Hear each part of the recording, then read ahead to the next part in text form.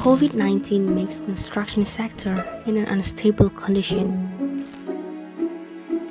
In early 2020, we must adapt to the new normal policy and become something that we must getting used to. Government decided to implement public activity restriction or PPKM due to COVID-19 case increases in the middle of 2021. This policy requires everyone to do the activities at home. It also has an impact on the construction process in the middle of 2021. This policy requires everyone to do the activities at home. It also has an impact on the construction process. Because of restriction for the number of workers, construction process becomes slower and many projects have to be postponed until the condition gets better.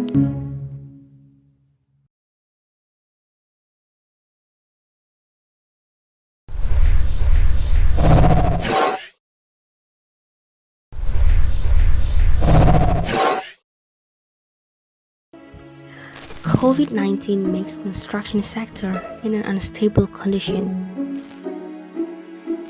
In early 2020, we must adapt to the new normal policy and become something that we must getting used to. Government decided to implement public activity restriction or PPKM due to COVID-19 case increases in the middle of 2021. This policy requires everyone to do the activities at home. It also has an impact on the construction process. Because of restriction for the number of workers, construction process becomes slower and many projects have to be postponed until the condition gets better.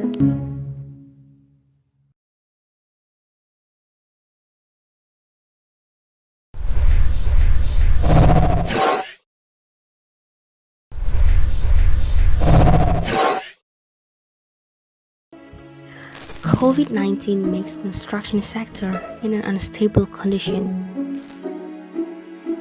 In early 2020, we must adapt to the new normal policy and become something that we must getting used to.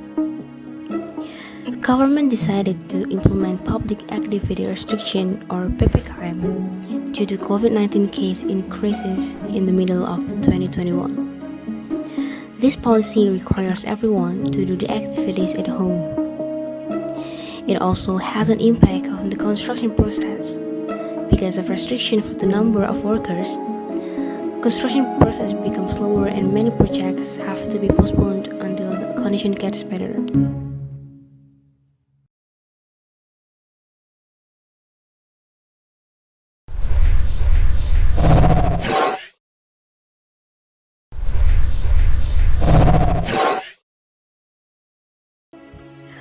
COVID-19 makes construction sector in an unstable condition. In early 2020, we must adapt to the new normal policy and become something that we must getting used to. Government decided to implement public activity restriction or PPKM due to COVID-19 case increases in the middle of 2021. This policy requires everyone to do the activities at home. It also has an impact on the construction process. Because of restriction for the number of workers, construction process becomes slower and many projects have to be postponed until the condition gets better.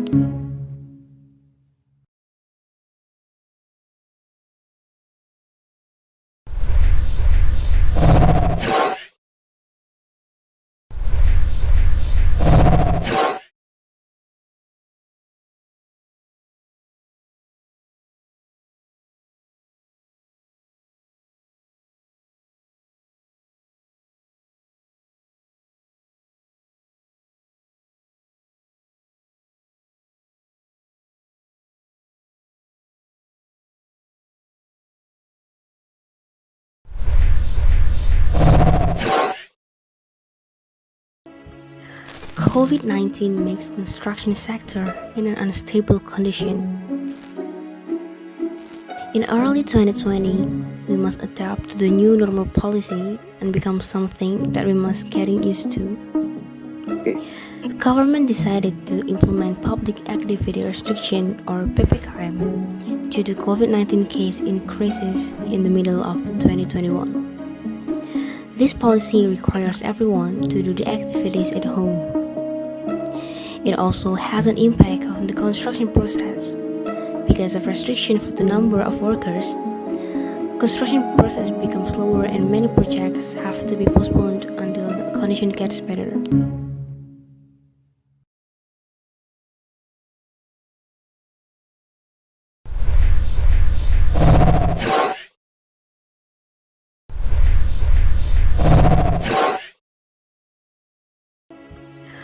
COVID-19 makes construction sector in an unstable condition. In early 2020, we must adapt to the new normal policy and become something that we must getting used to. Government decided to implement public activity restriction or PPKM due to COVID-19 case increases in the middle of 2021. This policy requires everyone to do the activities at home. It also has an impact on the construction process. Because of restriction for the number of workers, construction process becomes slower and many projects have to be postponed until the condition gets better.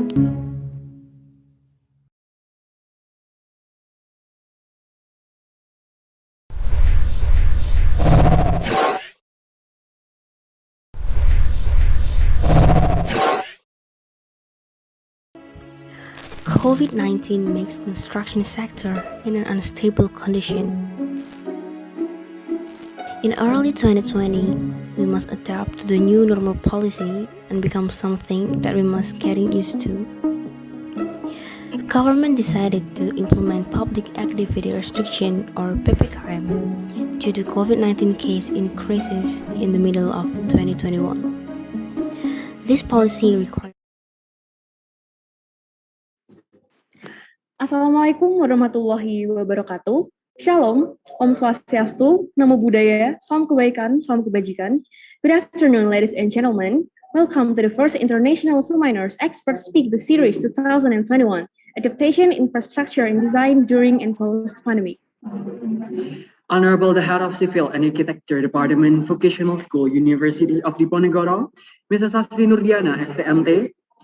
Honorable our speakers today, Dr. Nurdalillah Dahlan from University Putra Malaysia, and honorable all of the lecturers of Civil and Architecture Department, and all the committees, also all participants who attend this event. First of all, let's say thanks to Almighty God who grants us guidance, happiness, health, and mercy, so we can gather here in this special event without any obstacles. Before we open this event, let us introduce ourselves. My name is Nazifa Firda and my partner. I'm Dear. We're gonna be your master of ceremony and accompany you from the beginning until the end of the day for seminars. On this special event, we have several agendas as follows. First, opening. Second, compulsory song. Third, rules. Fourth, main agenda. And fifth, closing. Ladies and gentlemen, before we come to the main agenda, let me start this by praying first, so that the event we will hold on this day will run smoothly without any obstacle at all. Pray based on individual belief begins.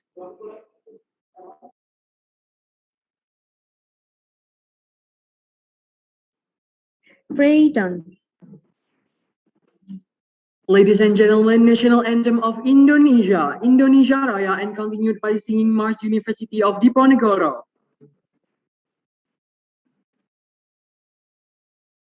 Indonesia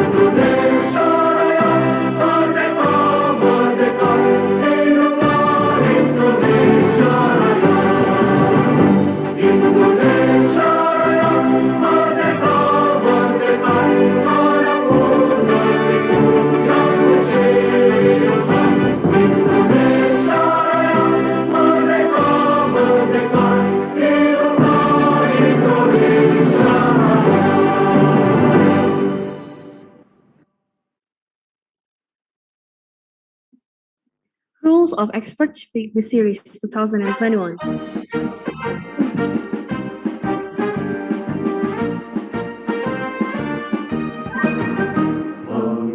Wahai mahasiswa, harapan nusa bangsa, semangat timur negara, kobar dan bidara, kita bekerja belajar, capai cita-cita, junjunglah tinggi di negara.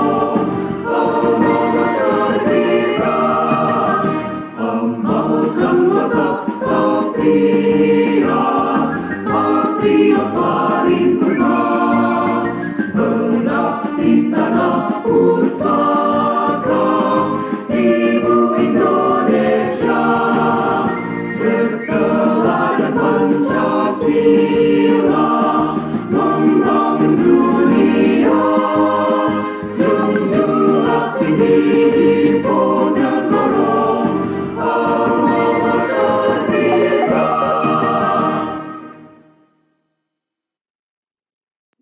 Sorry for the interruption. Rules of Expert Speak the Series 2021.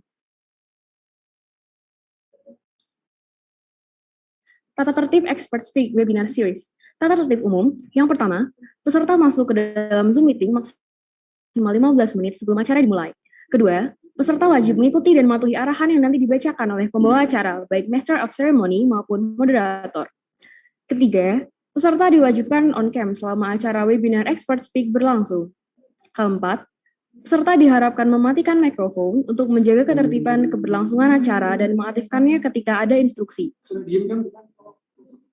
Kelima, peserta wajib mengikuti seluruh rangkaian acara webinar Expert Speak dengan baik. Keenam, mengalami suatu kendala bisa lapor ke narah hubung yang sudah tersedia. 7. Peserta dilarang melakukan aktivitas yang dapat mengganggu konsentrasi pemateri dan peserta lainnya.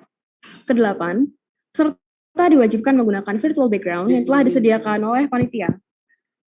Kesembilan, peserta wajib mengisi absensi pada link dan barcode yang akan diberikan oleh panitia di setiap sesinya, dan jika mengalami kendala saat absensi, peserta dapat memberitahu secepatnya kepada narah hubung.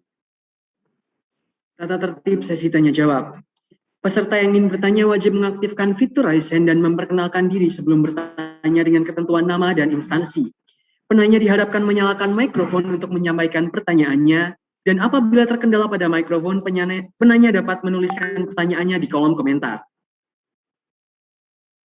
Recording in progress. Participants are requested to obey all the rules. The next agenda is speech by the Head of Civil and Architecture Department, Vocational School, University of Diponegoro, Mrs. Asri Nurdiana, STMT. To Mrs. Asri, the screen is yours.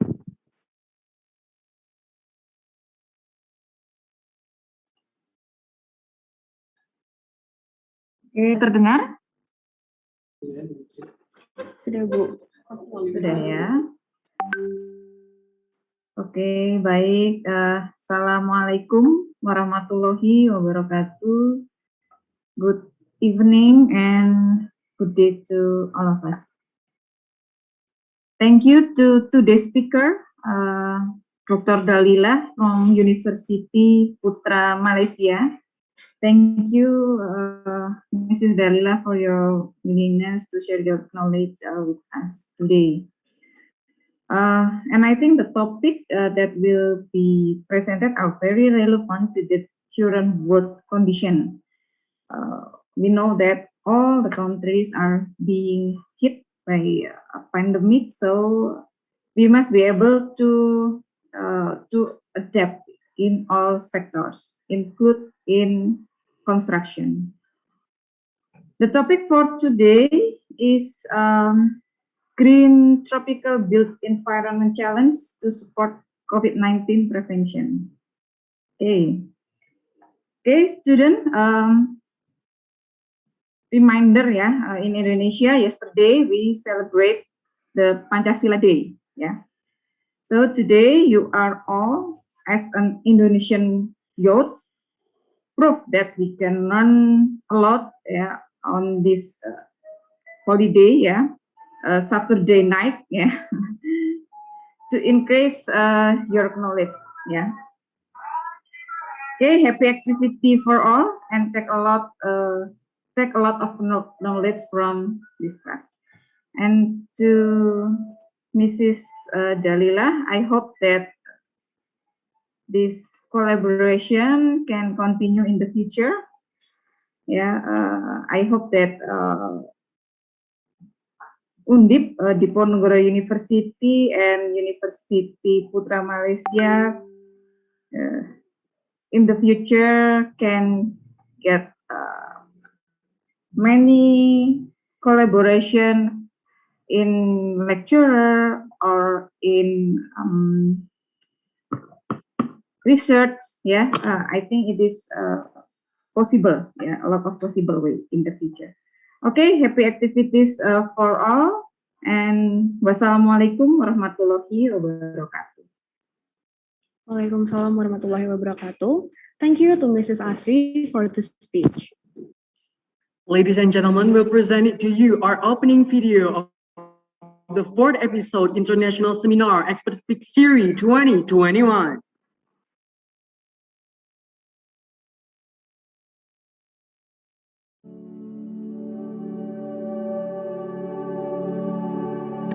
During the pandemic that hit the entire world, including Indonesia, this resulted in almost all human activities being paralyzed due to the physical distancing program launched by the government in order to reduce the spread of COVID-19, which was increasing day by day.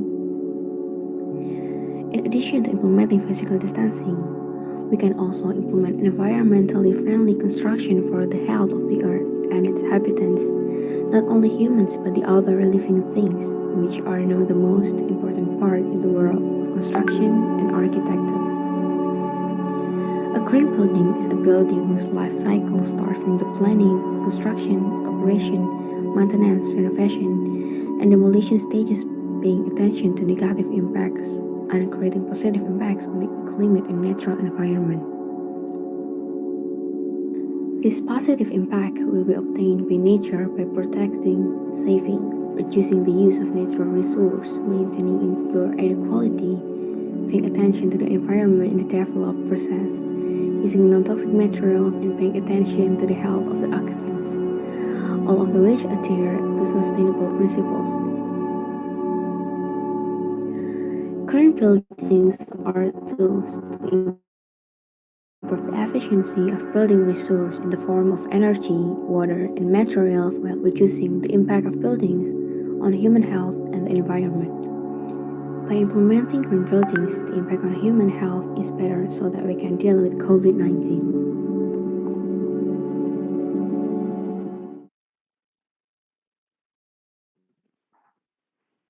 Moving right along, we have the main agenda on this afternoon, the material about green tropical peak environment challenges to support COVID-19 prevention from our special guest, Dr. Nurdalilah Dahlan, hosted by our lecturer, Mrs. Previari Umi Pramesti, STMRC. But before we move into the main agenda, let me read our moderator CVs first.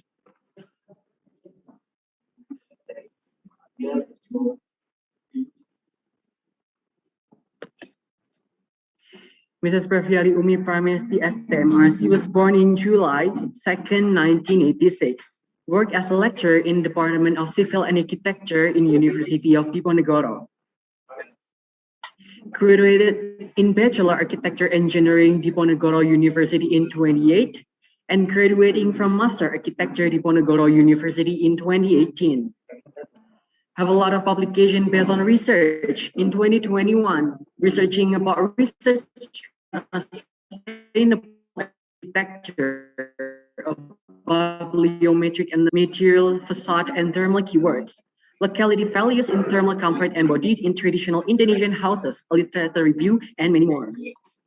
Publishing a book titled Journal with Professor Edi Darmawan in 2019, and having a lot of organization experiences such as Committee of Penilai Angka Kredit Sekolah Vokasi Undip 2021 until now, Committee of ICAS 2021, and member of Ikatan Arsitek Indonesia Jateng.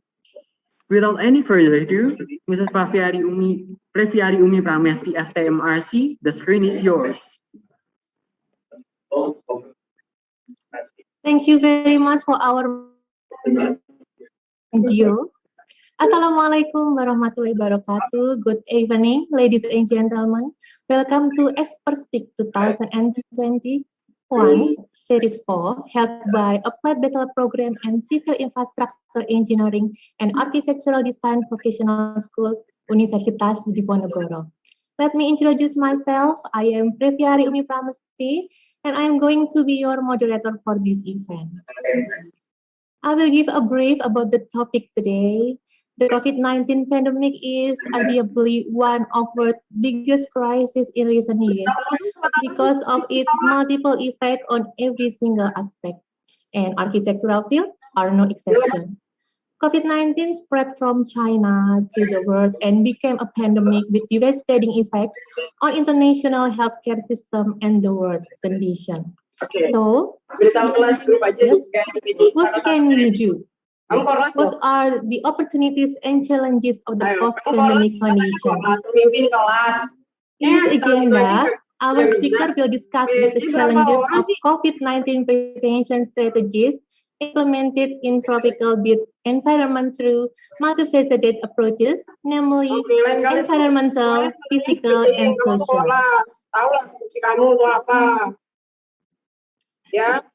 And this then in which these prevention strategies comply with the Sustainable Development Goals or SDGs. Then, what kind of movement that we can conduct to survive and move forward in this condition? Okay, we will find the answer right after the presentation from our keynote speaker. Then we will wrap up by the Q&A session for about 30 minutes right after the presentation. So everyone, please remain seated until the Q&A session. I would like to remind you, do not forget to turn on your camera and keep mute during the presentation. Keep it short. I will acknowledge our special guest, Dr. Nur Dalilah binti Dahlan, and her presentation will be about green tropical built environment challenges to support COVID-19 prevention. Before we welcome Dr. Nur Dalilah, I will read her CV. Dr. Nur Dalilah binti Dahlan is a senior lecturer in the Department of Architecture, Faculty of Design and Architecture, University Putra Malaysia. On 2009, she completed her doctoral program at Cardiff University and continued her postdoctoral program at the University of Sydney on 2014. She is expert in architectural building science, especially thermal anesthesia, and building management control system or BMCS. Okay, Dr. Nur Dalilah is very active in research and publication. She has published more than 45 publications within the recent 12 years, including journal, chapter in books, proceeding, and magazine. She also used to be invited as guest and speaker in a number of seminars and conferences. Okay, next. Okay. Next, and she is very active in several activities, such as being a judge, assessor, board member, reviewer, supervisor, and many more. A very productive figure. Okay, next. Yeah, next. Dr. Dalilah has some excellent awards, such as Anugerah Pegawai Akademik Terbaik, Anugerah Penerbitan Makalah Jurnal Majelis Gemilang Akademik Putra, Grand Anugerah Hadiah Fellowship Naib Chancellor, and in 2016, she achieved Incentive Makalah Jurnal. How amazing she is. For your information, I have almost 20 pages of her CV. I don't think one session would be enough to read her CV. Dr. Nur Dalilah, I become your fans now. So ladies and gentlemen, please welcome Dr. Nur Dalilah binti Dahlan. Assalamualaikum, Dr. Nur Dalilah. Assalamualaikum, Madam Previari, sorry. Yeah, can you hear me? Yes, I can hear you clearly. Previari. Welcome to Universitas Diponegoro, Semarang, Indonesia, virtually of course. Thank you how for are having you me. today? Yeah, how are you fine. today? I'm fine, thank you. Okay. I heard that you are very busy, doctor. I wonder what you up to nowadays. I'm just a typical lecturer like you guys. Oke. Some research. Oke, jadi Dr. Nurdalillah ini sangat produktif dan sibuk. Jadi such an honor for us to have you here, Dr. Dalila. Okay, Doctor, may I inform you that we will have about 45 minutes to present. Is it enough? Yeah, it is enough. Okay, so please, Dr. Nurdalillah, the time is yours. Thank you very much, Madam Privyari, for the kind words in reading my CV. I would like to say Assalamualaikum and Salam Sejahtera from Malaysia. Hello, everybody. Thank you to Madam Asri Nordiana and Madam MC, Mr. Ismail Hassan for organizing this event, expert speaks, and its hardworking secretariats, lecturers, and also fellow audiences. So my name is Nurdalillah Dahlan from Faculty of Architecture and Design, University Putra Malaysia. My topic, I will start to share my slide first. Can everybody see my slide? Oh, yes, Doctor. Okay. So the title of the slide today is Green Tropical Built Environment, Challenges to Support COVID-19 Prevention. Okay. So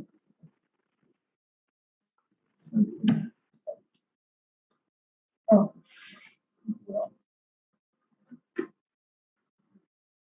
Is it quite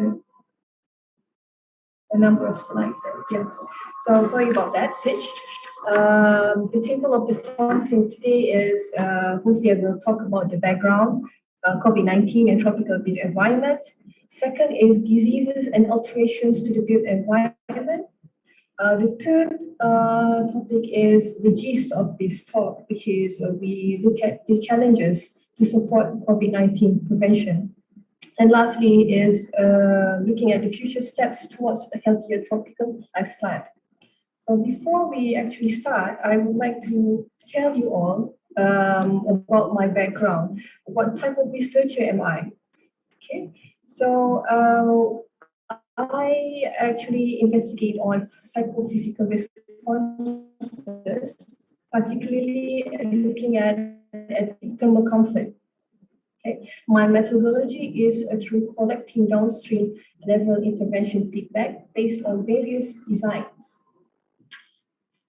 And these figures shows some research design flows that I've worked on in one of my experiments. So in this case, you can see that this is a setting of 3 climate chambers actually adjacent to one another. And this is the step changes that I arranged. So if you are interested in this kind of work, this is also architecture, okay? Because my background is architecture. This is a part of architecture where if you are interested in indoor environmental quality, so this is one of the research design will deal with. And when doing that experiment, my team and I was controlling the environmental conditions in the climate chamber using building management and control system BMS by automated logic, as you can see here in this diagram.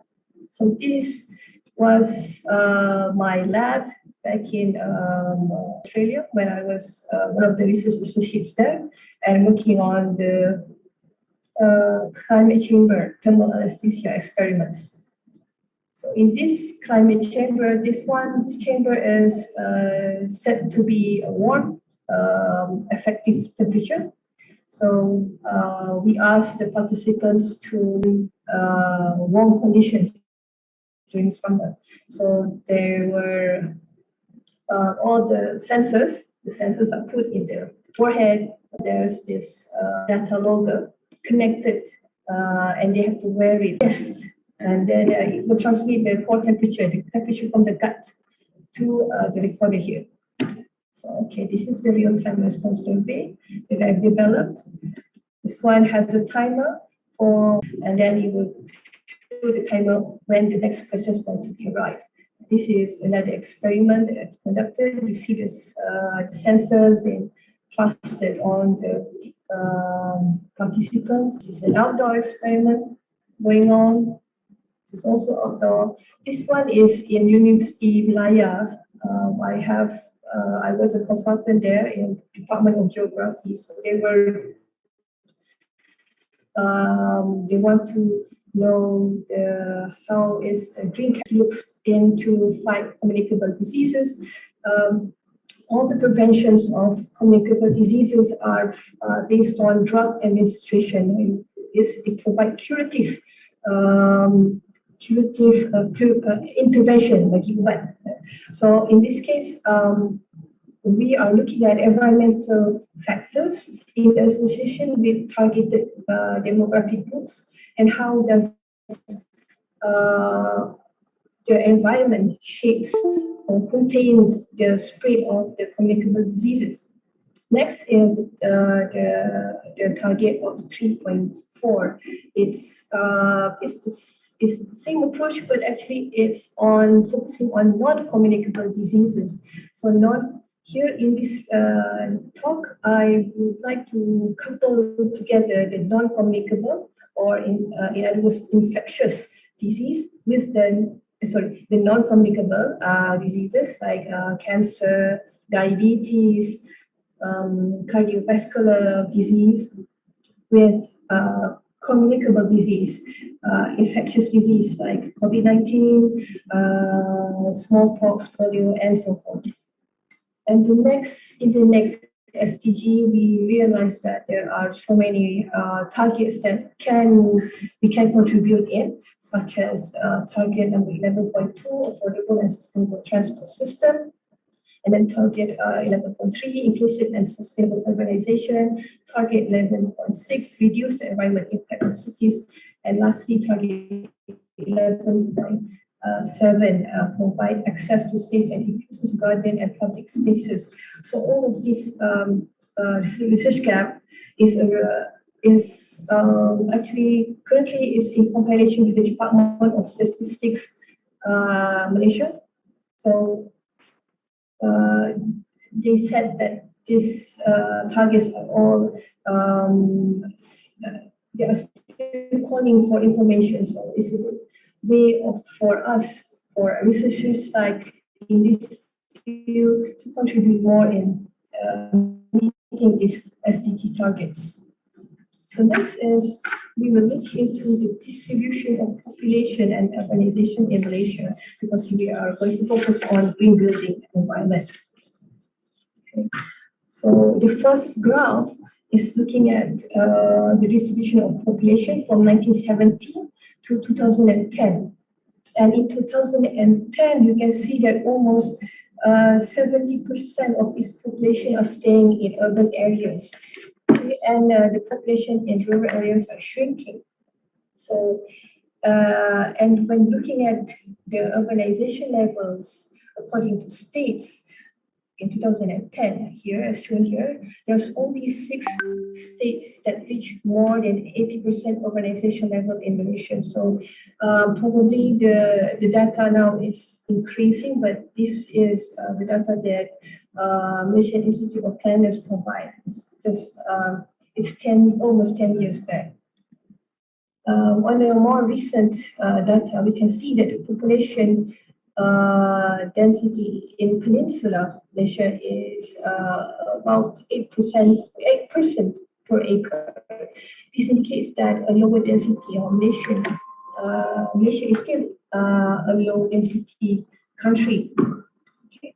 So it shows that Malaysia still has a potential to become higher density country, incorporating many large city centers. So some of our scholars are saying that they are against the high density idea that the high density invites the higher spread of coronavirus disease. According to them, planning policy should continuously advocate dense city planning as part of moving towards resilient economy and social conditions and environmental sustainability and also human quality of life.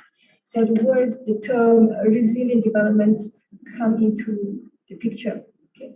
This is the most appropriate term to make city or settlement always ready and able to recover from fast and any disaster. Okay. So to share here is that this is a diagram of the climate adaptation plan between King City with Penang City. Okay. King City is an NGO. They come up with this climate plan. And of course, there's also a plan to help the economic recovery of our tourism attraction. In this case, is by city. In this case, sorry. So this is probably similar to what is happening in Indonesia as well, right? All the shopping malls or the roads are empty, so it's quite the same everywhere. But nowadays, it's more relaxed. It's more relaxed here in Malaysia because we are at the recovery stage. So we are able to go around, but we cannot travel interstate yet. So looking at the upstream interventions in many cities, the public are urged to reduce their private cars and motorcycle trips through policies by the Health Ministry, Transportation Ministry, and also local government. In spite of the regulation and slow response from public, the advance of COVID-19 has shown that the extreme reduction in motorization can become a reality. This is all thanks to the movement control order. So this is the time where the environment can recover itself.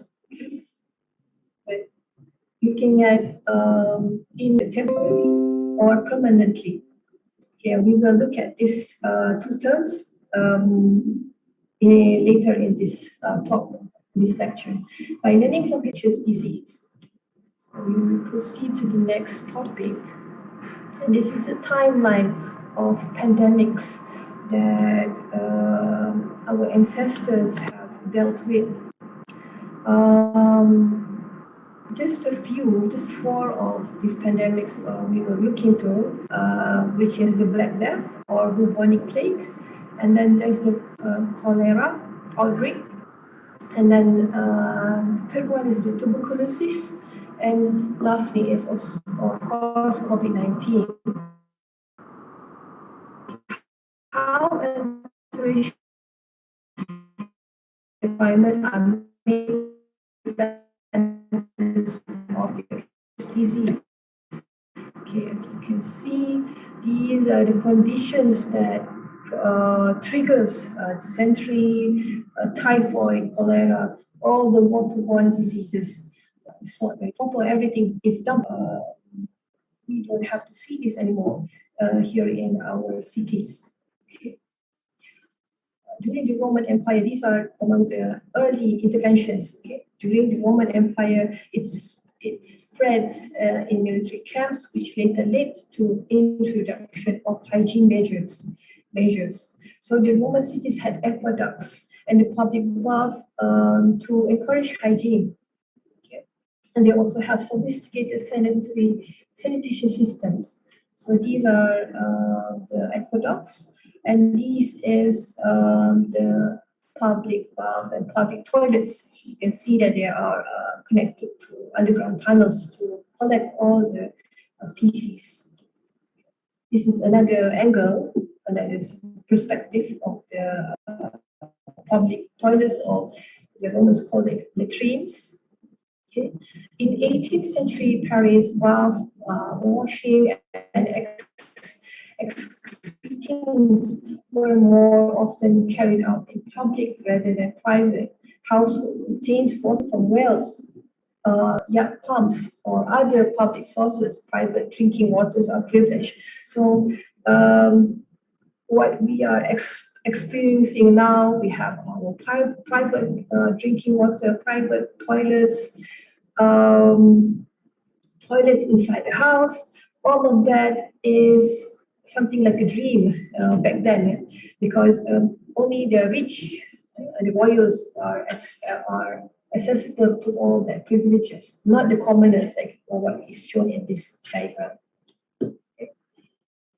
In 19th century miasma theory, because of miasma theory beliefs, the officials or the authorities of cities say that they are combating cholera, because there was a cholera pandemic back then, by having parks, huge city parks like what you see here in Central Park, New York.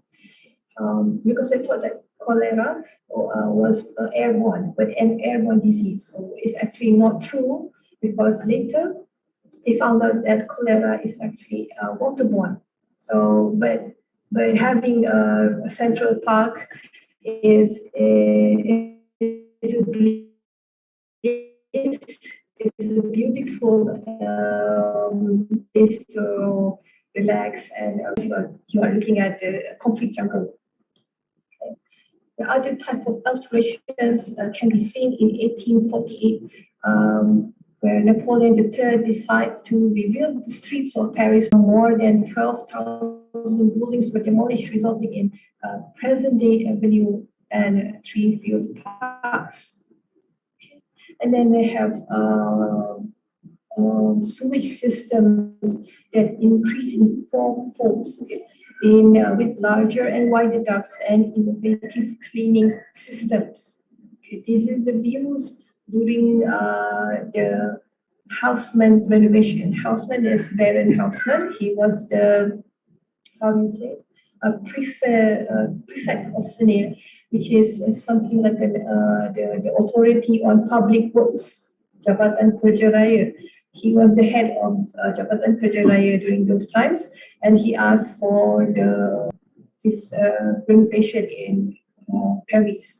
So he and Eugene Belgrade, his chief engineer, housing estates to make room for wider streets. And this is the view of the sewerage system, which is the pride of Paris during those days. Even you can see it today, even if you go to Eiffel Tower, the sewerage, the museum sewer is just close to the up to Eiffel Tower, so you can see, you go down and see the sewerage system. Right? Even in those days, they asked the bourgeoisie, the rich people, to come down and get into the small carriers here or small boats and go through the canals to see their beautiful sewerage works and the marvels of the civil engineering. And this is Paris today. Just imagine how many buildings that they have to demolish to have this kind of huge roads and avenues. And the next plague, okay, this is quite it's quite sad to see people in this state, and this spread is through the fleas on rats. Okay, so it's transmitted disease. It still occurs, but it's under control. So during 1900s in London, they have this kind of problem where the living conditions, the living quarters in London are so cramped, and the workers have to stay in a small house with maybe almost 20% in one house. So you can imagine the crampedness, the hygiene level, the no comfort at all. So then the spread of disease is rampant. And even in 1930s, the slums are still available. You can see this in St. Pancras in London. Now St. Pancras is a very high-end area in London.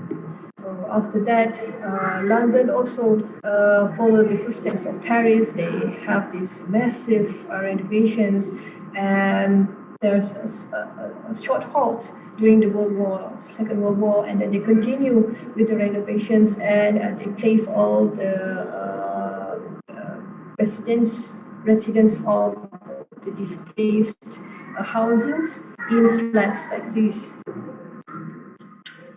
Next is tuberculosis. Okay, so it's an airborne disease.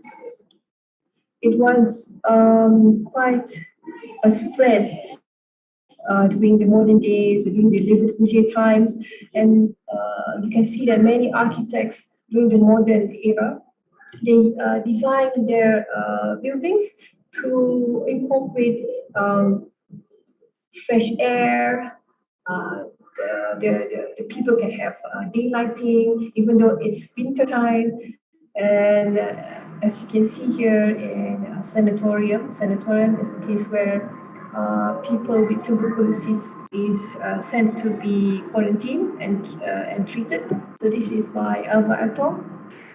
And he has these huge verandas for the people to stay in their beds. Kena jemur. Kalau kat Malaysia, we say kena jemur lah.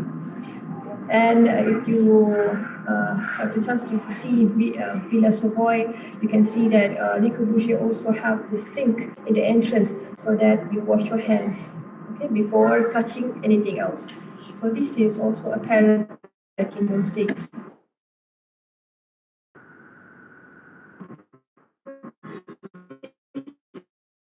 Another buildings, modern looking, the function is different.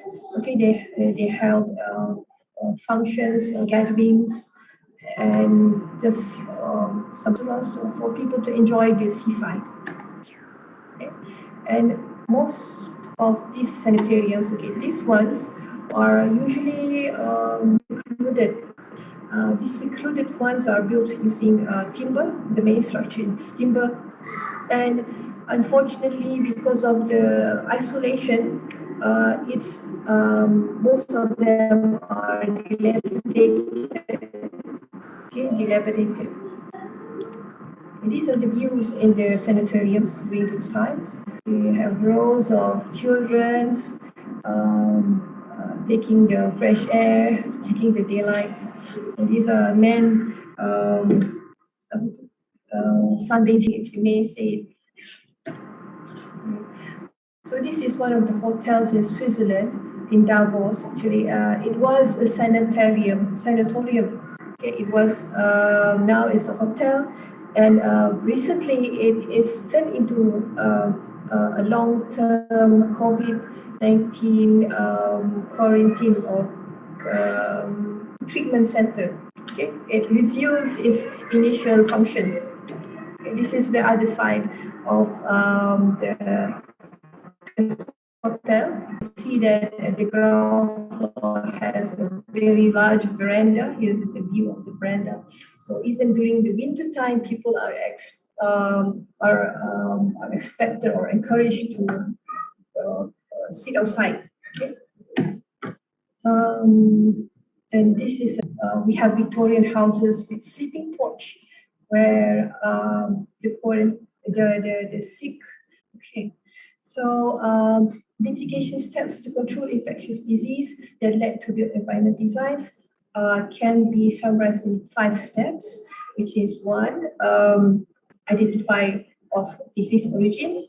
Step 2, identification of cause of transmittance, either airborne, waterborne, or there's a vector involved. And then number 3 is dimension of spread. Is it how is the spread? Is it an endemic? Is it a pandemic? Okay. How long has mitigation via quarantine, movement control, port business closure, and isolation, also known as behavior control. So if we are looking at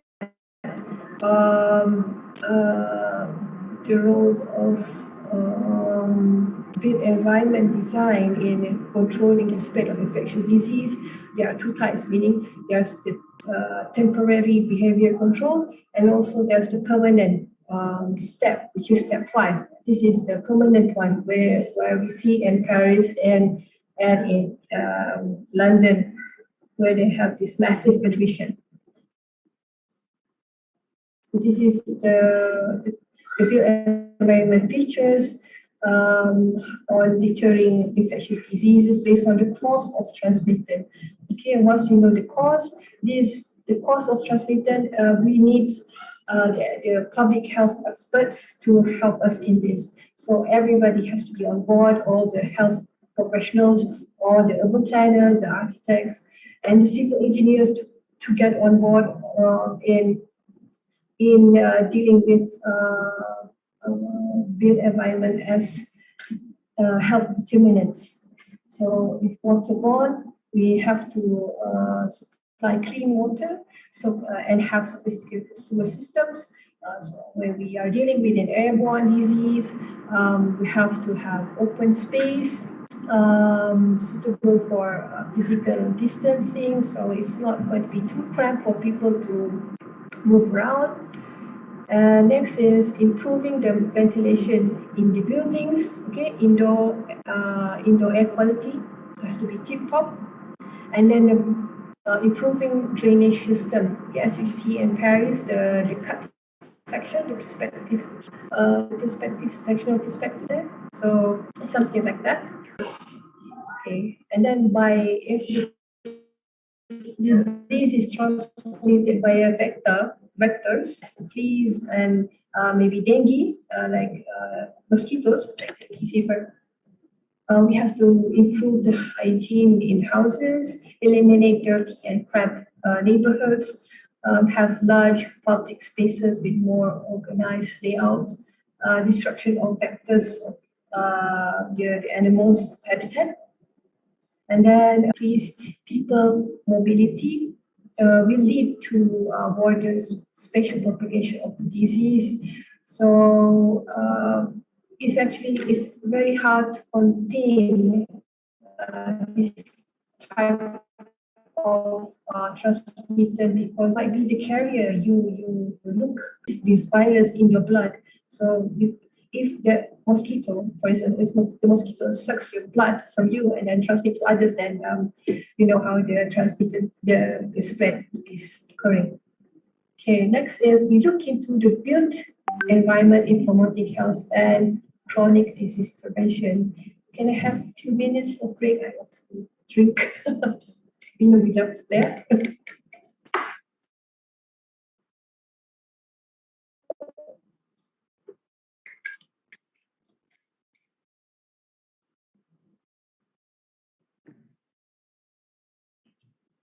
Okay, built environment in promoting health and chronic disease prevention. So there are 3 points to ponder here, right? We have to understand how built environment can affect directly and indirectly determinant of health and well-being in neighborhoods, and also disease prevention in human. Okay. So how does the built environment affect our health directly? Okay, so for instance, we have the spatial layout, architectural features like the street condition, okay, the traffic intensity. Is there always traffic jammed in the street or the road where your house is adjacent to? And of course, the availability of noise and air pollution. So these all cause direct impact on health. Okay, the passive impact is the ones that affecting the indoor environmental quality, So if all these qualities are not met, your building will be suffering from sick building syndrome. Okay, so that's why most of the investigation in this field, they conduct post-occupancy evaluation in certain buildings that have complaints on sick building syndrome. Next is, the third one is the influence behavior that affects health, meaning that if the built environment is not designed to promote walkability, it's not promoting people to go out and have leisure time or to be active outside. So it will affect how the behavior of people, movement, mobility, okay? The leisure walking or walking this is all depending on how the built environment is designed. So aesthetically accepted or not by the people of that locality. Okay, so this is a chart that tells about the health map for local human habitat. So you can see that there's layers of this chart here. So the light blue one, the light blue region, the local economy, the community lifestyle is representing the socio-economic factors. Okay, the dark blue ones, the outer ones here, natural environment, built environment and activities, relates to more to the environmental and physical factors. And the demographic group, by identifying what sort of age group or gender or even occupation and ethnicity will tell you the culture that people are putting on, the beliefs, the interpersonal things that they hold on to. Okay. So the closer to the center, the more important it is to one's health and well-being. So this is a good chart to express how does people is affected by the environment. Now we look at the challenges. So the challenges is the main thing is that to train health care providers alongside urban planners and design-related professionals on sustainable and climate-sensitive tropical diseases, problem-solving solutions in built environment so that it can provide more wholesome built environment planning design. So the doctors, the epidemiologists has to come on board and guide the urban planners and decision makers on this method in terms of controlling infectious diseases. Maybe because COVID-19 is still now, but maybe in the future we don't know. We hope that there's no more pandemics. So it's good to have this kind of collaboration in mind for the future. So, and then there's also the lack of good quantitative data at local levels. Okay. So there's only data on the national level. So we need more on the grassroots level. Okay. And health definition should relate to issues such as physical activities. For example, are there people walking, or are there more people depending on private cars? Right? And then the emergence of obesogenic environment. Obesogenic means the environment that that makes people obese. There's the proximity of fast food outlets are closer to you, to your home, rather than the markets that sell fresh goods. Okay, so that's the kind of images of obesogenic environment. And then there's the issue of affordable housing and unsanitary living conditions, and etc. So it's telling us that the health definition, the health understandings has to be broader. Okay, so the health worker should go to the level of architectures and town planners and designers to be in touch with environmental and social actors. So next is the participation in physical activities, improve good environment features for walking and cycling. And next is that even though it's a pandemic, we are there's movement control, downstream interventions, and storage data for future usage. And probably can use this data upstream and midstream intervention levels. So in conclusion, this presentation discusses the strategies for disease prevention applicable in tropical built environment with special focus on SDG number 3 and 11. Built environment intervention should be responsive to principles of epidemiology and the need to have a good indoor environment quality for long periods of quarantine. Physical activity is crucial to boost our immunity. However, drastic COVID-19 movement control is necessary to reduce spread of infection. And lastly, temporary mobility disruption has been made tolerable due to the service component. Okay, with that, I end my talk. Maybe back to you, Madam Privyani. Okay, Thank you. Yeah, thank you for the presentation, Dr. Nurdalila.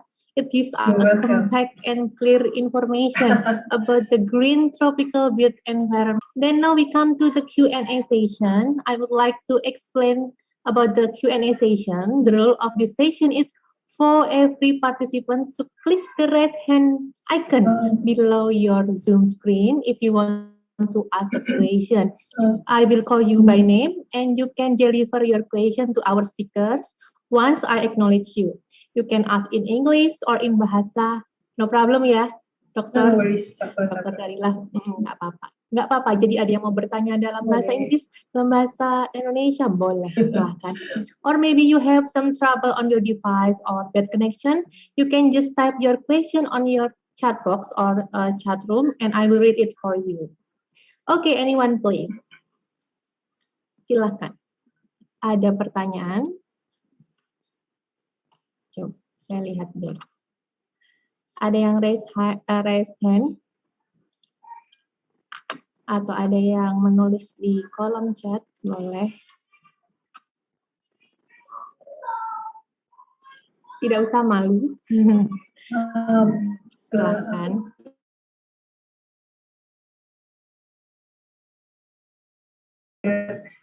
Bertanya, boleh tak saya bagi iklan?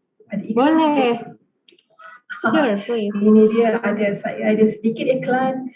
I am myself and another colleague at our faculty. We are having a graduate research assistant recruitment.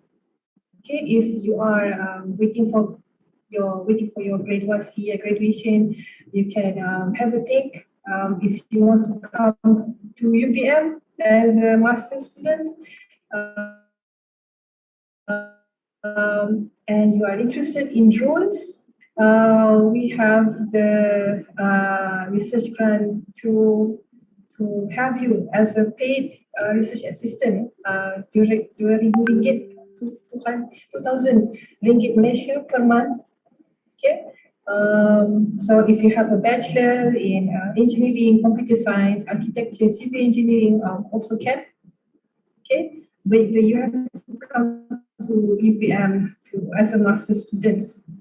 Okay, and one more thing is that you will have to be willing to conduct the field work datang ke Malaysia dan use dan gunakan drone di Malaysia lah.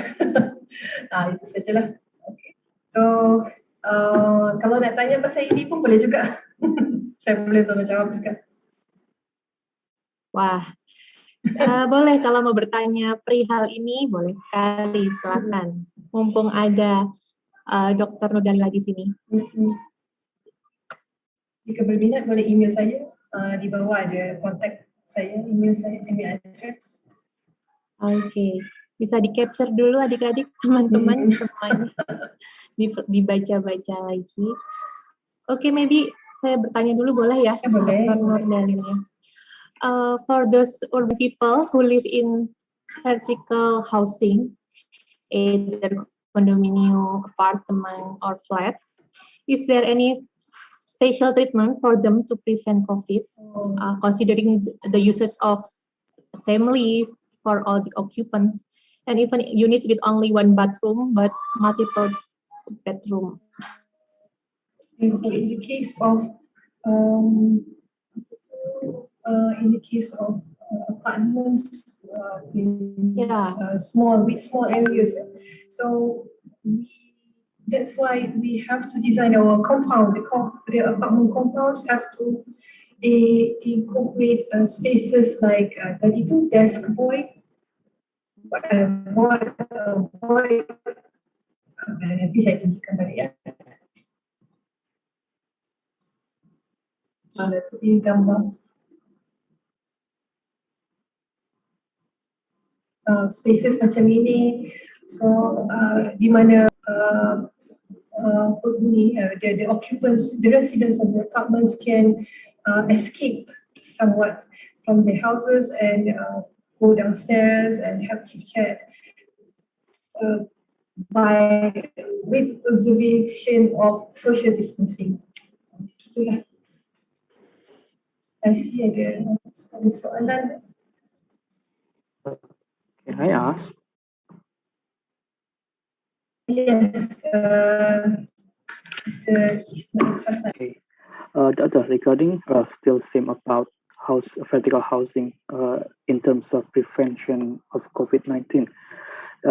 Due to we are not allowed to renovate the unit, we are not allowed to renovate such as giving extra windows or extending the windows.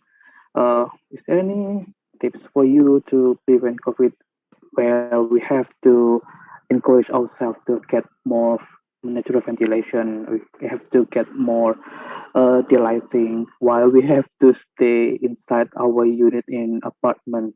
So with lots of lack of windows, is there any tips from you? The problem is the worst case scenario is apartments. You are having a terrace, you're living in a terrace house, at least you can renovate the inside of the house and get fresh air, cross ventilation and daylighting from skylight kan. However, for apartments, you can consider light shelves, okay? Because light shelves you don't have to renovate the ceiling on the roof. You just renovate the external wall, okay, to allow the daylighting from the side to enter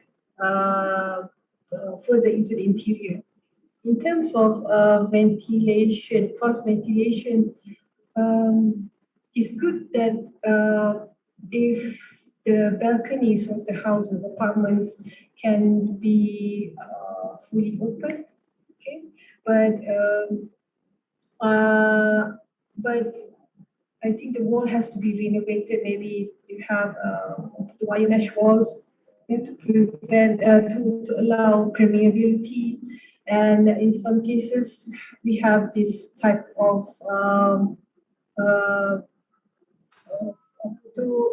walls it can be transformed when tilting it. You can transform it into an instant balcony, and it also can because it's not only save space, but it's also allowing cross ventilations. Macam tu lah. Okay, so renovating the layout, yeah. The most important thing is the layout, not the facade. I was talking about the facade actually, the balconies, the external walls, because there's not much there's not much freedom when you are talking about apartment flats, right? So that is the only type of renovation. I hope the management of the built environment of the flat apartments are quite lenient with that. So an allowance for that kind of design intervention to be carried out. Okay, all right, thank you, Doctor. Oke, baik. Ada satu pertanyaan dalam kolom chat dari Saudara Aji Novianto. Saya bacakan ya, Dr. Nur Dalila. Bagaimana pemerintah Malaysia dalam mengatur sistem sirkulasi udara di dalam gedung mengingat COVID menular via udara? Apakah ada aturan menggunakan filter di sistem sirkulasi AC, terutama di sistem AC sentral?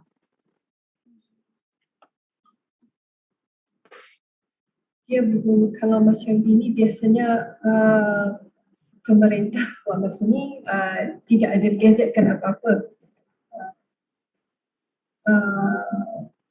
Intervensi sebegini biasanya diambil alih oleh building manager.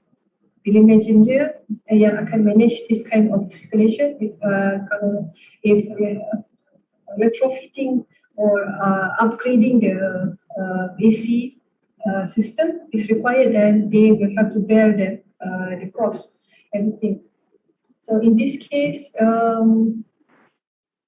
for instance, at the moment they are looking at, and some of the buildings are having a mixed mode ventilation, and also in smaller rooms they have this smaller areas, and maybe in hospitals they have this displacement air conditioning system where the fresh air is bring into the space, and then it gets to be recycled and replaced. So what other things? The other part.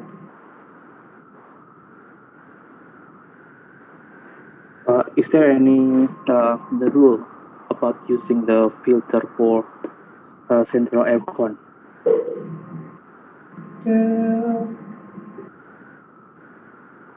The rule of the usage of central aircon, such as using another filter or something like that? There is, because I'm usually focusing on the human aspects of the environmental design.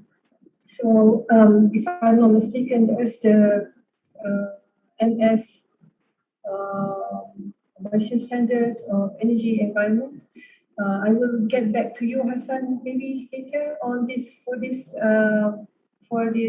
standard. Okay, because there's a new the latest one. I haven't checked it yet. Is it in 2014 or there's one in 2017? I have to check back. Okay. Okay. Sorry about that. Okay, so okay. Oke, Saudara Haji menjawab pertanyaannya. Oke, baik.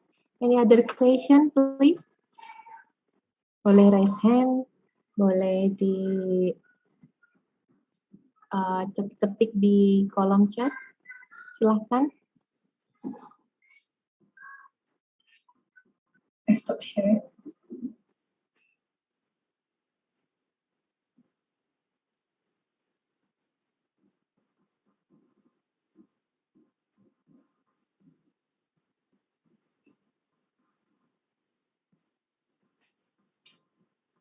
Oke, mungkin pertanyaan dari saya lagi boleh ya? Sambil menunggu dari partisipan. Masih still about vertical housing. Does the vertical housing building influence the new daily COVID cases in Malaysia? Yes.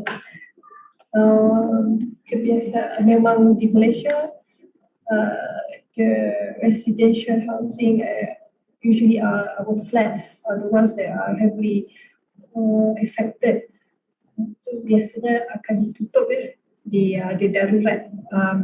They have this kind of special movement control for that particular flat only. So people, you said the askar soldiers have to supply the food for them because they cannot go outside. So we have this kind of problem here, particularly in KL. Oke, thank you dokter for penjelasannya. Ada pertanyaan? Ayo, silakan. Ada pertanyaan atau ada tanggapan boleh?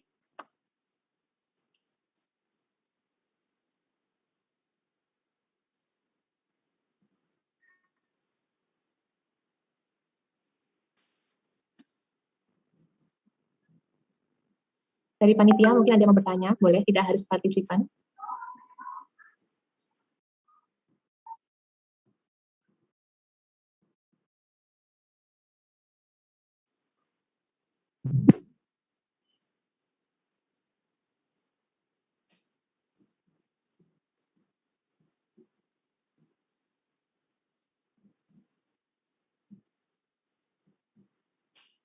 Ada Dio mau bertanya. Silakan Dio. I just want to ask something like regarding pandemic situation. Does it influence the buying option of the buyers? Like actually, do they choose landed house instead of the vertical housing in Malaysia? Can you repeat the question? The first part of the question. Oh yeah, regarding the pandemic situation in Malaysia, does that influence all the buyers that want to choose landed housing or vertical housing in Malaysia?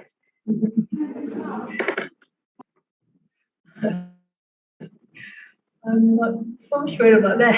I cannot answer that actually. But as a layman in Malaysia, at the moment, the housing real estate condition is not that promising. People are not buying at the moment because of they are more saving their expenditures right now because they're waiting. They're at the period where they don't know what's going to happen, right? So maybe if you are, if I'm a realtor or an expert in real estate, I can answer that, but unfortunately, I can give you the insight as a layman. Thanks. Is it clear, Dio? Thank you, Dio. Ya, yang lain?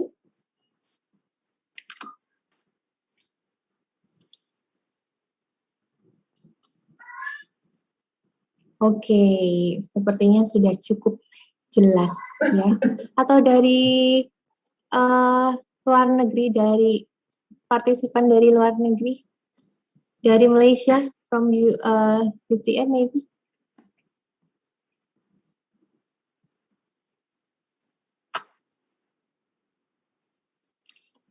Overseas participant, any question? Oke. Oke, ya. Ada Maria Sita. Izin bertanya, kita berada di negara tropis yang berciri suhu tinggi. Dengan memperlebar bukaan seperti jendela dan ventilasi, maka akan meningkatkan intensitas cahaya yang masuk. Hal ini baik untuk merespon COVID, namun di lain sisi tingginya intensitas cahaya yang masuk membuat ruangan menjadi panas dan tidak nyaman. Terutama untuk kita yang tinggal di kota dengan kepadatan penduduk yang cukup tinggi. Bagaimana menemukan win-win solution untuk masalah Ya, ini? ada satu, there's a ratio where we have window to wall ratio, right? Nisbah tingkap ke dinding luar, the external wall. So that kind of ratio will adjust the intake of daylighting that is in compliance with daylight factor. Right? You know that if daylight factor is too bright, the percentage is 3 and above. So it's going to be causing glare and discomfort, irritations, rather than allowing for brightness inside interior. So I recommend that when you are designing, you have that kind of ratio in hand, okay? Window to wall ratio. And also you have to understand the daylight factor calculation. And one more thing is that it's good to have certain sun shading devices. Okay, it doesn't have to be an extension of the roof. It can be maybe a clever kind of cladding can also do. Thanks. Baik, Maria Rosita sudah cukup menjawab ya, jawaban dari Dr. Nur Dalila. Terima kasih. Ada pertanyaan lagi dari Abdel Fattah. Okay. Thank you, Doctor, for the previous presentation. My question is, do you think include some criteria regarding the prevention of COVID in the design of building? At the moment, no, because it's quite new. The Green Building Index, Malaysia, GBI Malaysia hasn't got that kind of aspect yet, the rating for COVID-19. So maybe it is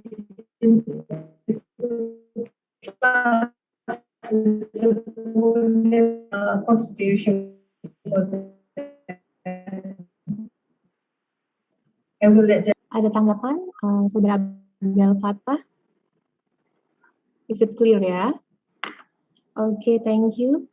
Ada lagi dari Aji Novianto, yang tadi ya, menanyakan, mohon izin jika bisa apakah materinya dapat dibagikan ke peserta.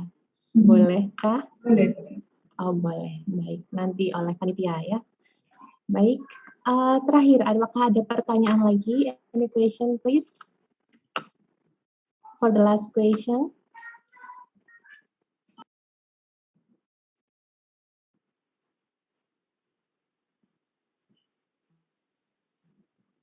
Boleh saya tanya, Madam Previously tanya, pelajar-pelajar yang datang adakah daripada arsitektur atau daripada civil engineer, khusus macam mana? Ada sipil, ada arsitektur.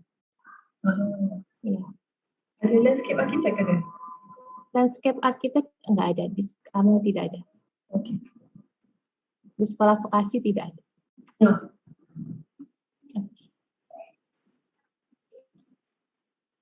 Okay. That is marking the end of our question and answer session today.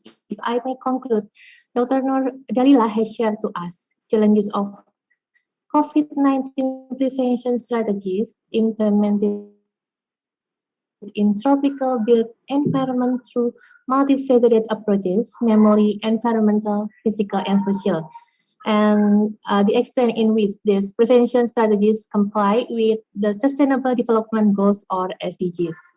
Based on historical accounts and modern green built environment practices, it is opined that intervention to selected built environment features in reducing the spread of communicable disease were eventually appropriated to combat non-communicable disease. And Dr. Nur also shared to us the future step towards a healthier tropical lifestyle. Okay. Last but not least, Dr. Nur Dalila, maybe you would like to give some closing statement for us? Thank you, Madam MC. I would like to thank all the audience for patiently listening to my lecture.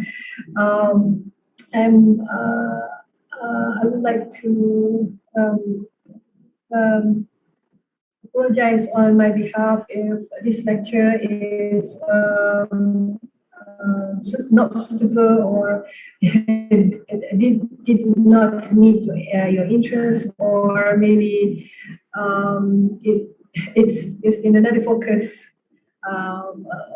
away from what you have expected. But I hope it is beneficial, maybe not now, in the future, perhaps, inshallah. I wish you all the best, and thank you very much for having me. Okay, thank you, Dr. Nurdalila. Ladies and gentlemen, before we close this agenda, on behalf of the committee, I would like to deliver a virtual certificate of appreciation for Dr. Nurdalila binti Dahlan. Boleh dibantu share screen-nya? Okay, thanks. Once again, thank you our honorable speaker, Dr. Nurdalila binti Dahlan, for the very powerful presentation. Thank you very much for sharing your knowledge and experiences. We can meet you in person, Inshallah. Dr. Nurdalila. Inshallah. Amen.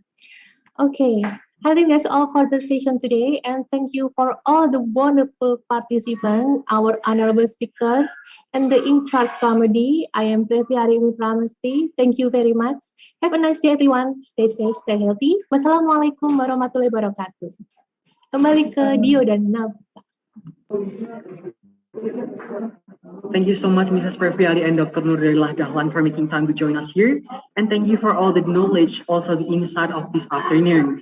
We hope that this event will be a place to gain more knowledge, insight, and ideas in our infrastructure and design.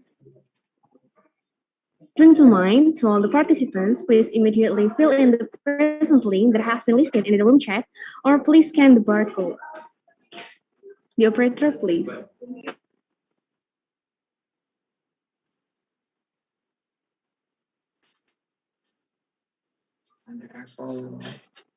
Ada ini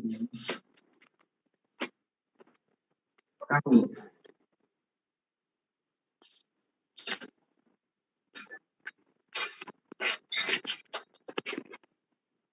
Apa lagi? Dispenser.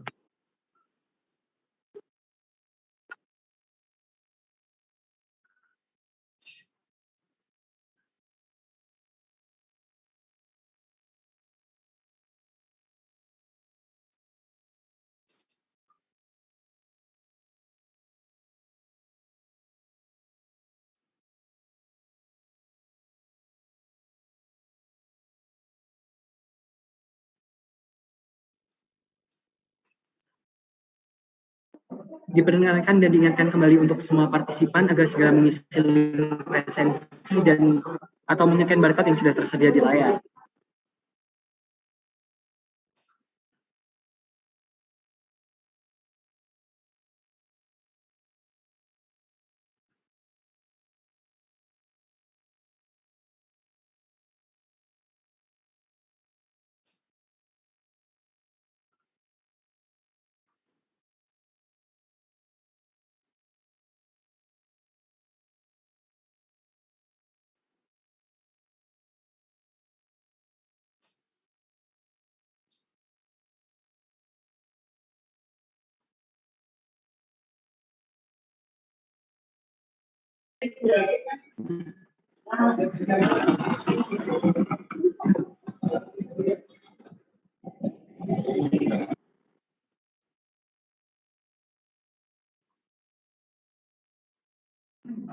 While waiting for the absence for all the participants, I want to ask something about my co-partner here.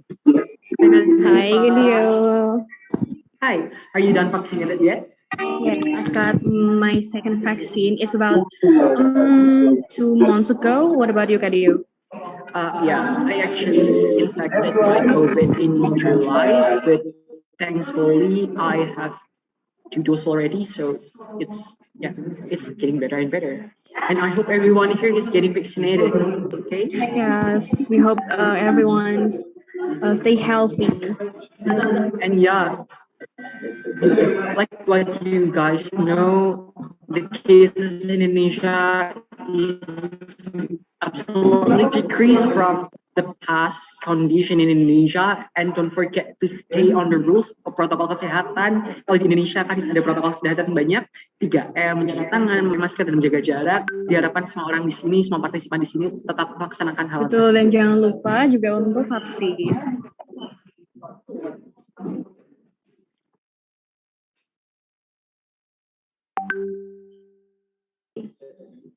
Okay, so making this afternoon more fun, we have special performance performed by one of our dearest friend, Ganda Saritua. So for Ganda, the screen is yours. Hi everyone. Yeah, my name is. Yeah, you go first. You go first. Okay, thank you, Kak Gopal. Let me introduce myself. My gender from vocational school Infrastructure and long-term architecture. Yeah, you know that.